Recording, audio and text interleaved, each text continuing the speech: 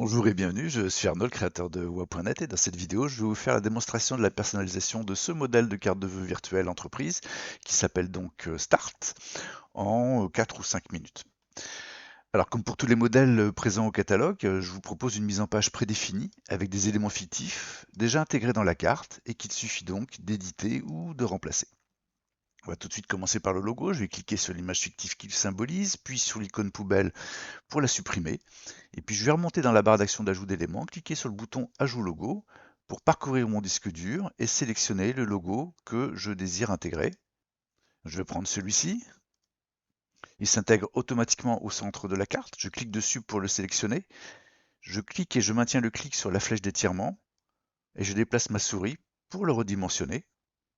C'est la première étape, hein. Commencer par redimensionner le logo dans des proportions qui sont proches du sticker qui est là pour favoriser son intégration. Je clique, je maintiens un clic et je déplace ma souris et je lâche le clic au-dessus du sticker blanc. Je vais ajuster un petit peu la taille. Je vais maintenant lui affecter la même rotation que celle du sticker. On s'aperçoit également que le logo est au-dessus de la punaise, il va donc falloir le faire passer en dessous. Pour ça, c'est très simple. Vous êtes aperçu que lorsque vous sélectionnez le logo, vous avez une petite palette d'outils qui lui est associée, qui s'affiche. Et dans cette palette d'outils, il y a une icône placée en dessous. Il suffit de cliquer dessus autant de fois que nécessaire, en général 2 fois. Et j'ai maintenant mon logo sous la punaise. Je vais finir d'ajuster la taille du sticker et puis je vais faire en sorte d'avoir des marges blanches à peu près équivalentes tout autour.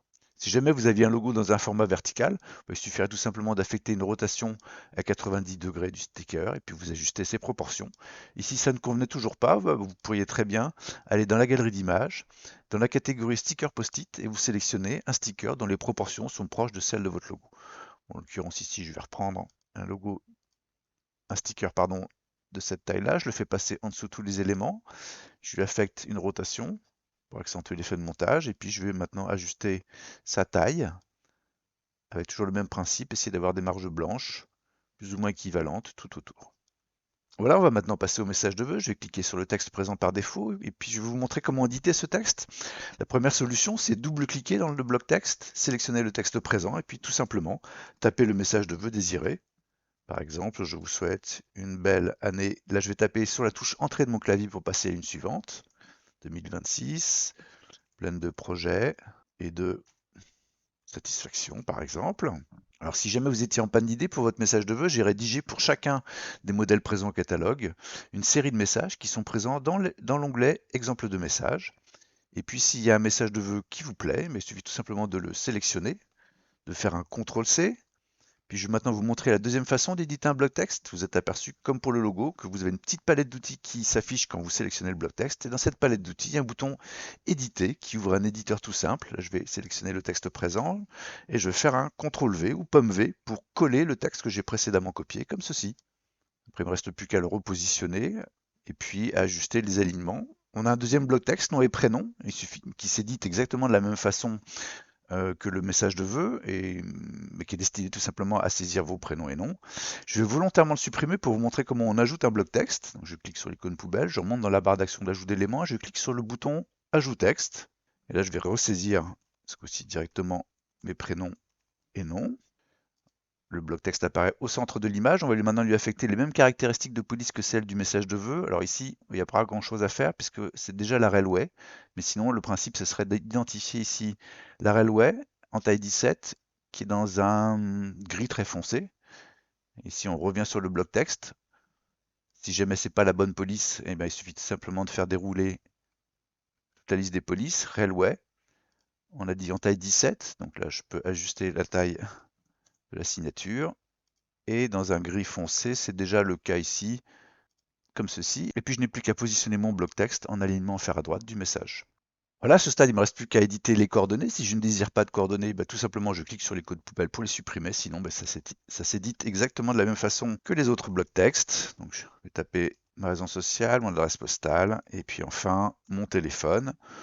A priori, l'email n'est pas nécessaire, sauf si elle est différente de celle que vous utilisez pour envoyer la carte de vœux. Je vais mettre le téléphone au format international. Voilà, et à ce stade, il ne me reste plus qu'à prévisualiser ma création en cliquant sur l'icône loupe ici. Alors évidemment, les filigranes Wa.net et les traits en diagonale sont absents du fichier final qui vous est livré dès lors que vous finalisez votre commande. Et si vous êtes satisfait de votre création, il ne reste plus qu'à cliquer sur le bouton Ajouter au panier pour poursuivre la commande. Si jamais vous voulez faire d'autres essais, vous pouvez sauvegarder cette création. Je vais la nommer par exemple ici, créer un. Donc c'est en cliquant tout simplement sur l'icône disque en haut à gauche, qui ouvre cette petite fenêtre, je la sauvegarde. Et en cliquant sur charger une création, on s'aperçoit qu'on a la carte qu'on vient de créer qui est ici. Et quand on clique dessus, ça recharge la création mémorisée.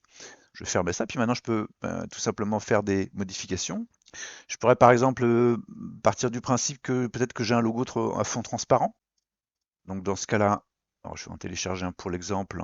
Il me semble que c'est celui-ci qui est transparent. Voilà, c'est ça. Et à ce moment-là, on peut faire l'économie du sticker et de la punaise. Et puis on repositionne le logo. Voilà, vous veillerez évidemment à positionner le logo à un endroit suffisamment contrasté par rapport aux teintes de votre propre logo. On pourrait générer un peu de place et puis éventuellement rajouter une photo portrait. Alors là, comme j'ai fait l'économie du sticker pour le logo, puisque maintenant il est transparent, je pourrais très bien utiliser un sticker pour favoriser l'intégration d'une photo. Je fais une petite rotation, je redimensionne et je positionne ma photo ici, dans cet emplacement. Et puis je vais télécharger une photo à l'instar des logos. Prendre celle-ci, je la récupère, je la redimensionne, je la positionne sur le sticker, j'affecte une rotation et puis je vais ajuster sa taille pour avoir, comme pour le logo tout à l'heure avec le fond blanc, essayer d'avoir des bords blancs à peu près équivalents tout autour. Je pourrais même rajouter une petite image de fixation pour accentuer l'effet de montage. Tout à l'heure, on avait une punaise, mais vous avez également des scotch. Alors les punaises sont ici, avec plein de couleurs différentes. On a également les scotch. On l'oriente comme on veut, et puis on positionne sur un coin comme ceci. Voilà, je vais sauvegarder. Oh, je pourrais même aussi, comment dire, décliner ma charte graphique sur le millésime, et puis affecter un bleu-vert proche de celui de mon logo, comme ceci, par exemple. Voilà, c'est pas mal. Je vais sauvegarder ma deuxième créa. Je vais la nommer créa 2. Et puis je peux maintenant, tranquillement, visualiser mes créations, mes essais. Donc, voilà mon premier essai que je charge en cliquant sur la vignette. Et en fait, le principe va être de charger la création que vous désirez commander. Bon, je reviens sur la 1, j'ai une hésitation. Bon, finalement, c'est la 2 que je voudrais commander. Je clique sur la vignette pour charger la carte et je clique enfin sur le bouton Ajouter au panier pour terminer ma commande. Voilà, vous savez tout pour bien personnaliser ce modèle de carte de vœux. Merci beaucoup pour votre attention et à très bientôt sur voix.net.